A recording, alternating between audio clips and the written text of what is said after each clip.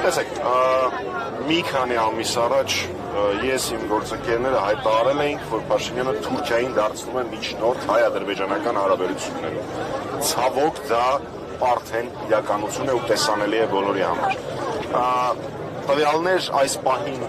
չկան, թե ինչ է կոնկրետ քննարկվել, բայց կարծում եմ ակնհայտ է, որ եթե նախորդ օրը տեղի ունեցել Թուրքիայի նախագահի եւ Ալիևի հանդիպումը, իսկ հաջորդ օրը Փաշինյանի եւ Թուրքիայի նախագահի հանդիպումը, ապա Թուրքիան արդեն իսկ ստանձել է միջնորդական առաքելություն։ Հարց համար 1. Վերանալով նույնիսկ մի բան չքննարկելով, թե ինչ են պայմանավորվածությունները, մեզ ձեռ է տալիս, որ Թուրքիան լինի Հայաստանի եւ Ադրբեջանի միջև հարաբերությունների կարգավորման միջնորդ։ Զուտ այդ փաստի հետ ինչ-որ մեկը հաշտ է։ Ասում են այլընտրանք չունենք։ Այլընտրանք կային բազմաթիվ այլընտրանքներ, դրանցից մեկը գոյություն ունեցող Մինսկի խումբն է։ Իրավաբանորեն, իրավականորեն միջազգային իրավունքի կողմից ճանաչված միջազգային միավոր, վերպետական միավոր։ Հաջորդ հարցը, որը մենք ուզենք չուզենք, մեզ պիտի տանք։ Իսկ ինչ զիջումների է գնացել Ալիևը երեք առաջի օրը Թուրքիայում։ Ըստ մամուլում շրջանառող տեղեկությունների պայմաններից մեկը եղել է շարունակել եւ ավարտին հասցնել եկեղեցու դեմ արշավը,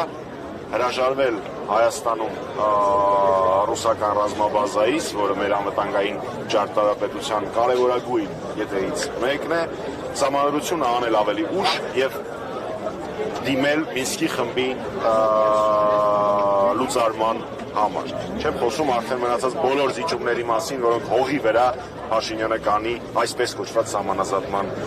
գործընթացով։ Այնպես որ ես մեր քաղաքացիներին շատ խնդրում եմ չենթարկվել Փաշինյանի ստեղծած մետա ճշմարտություններին, սթափ իրական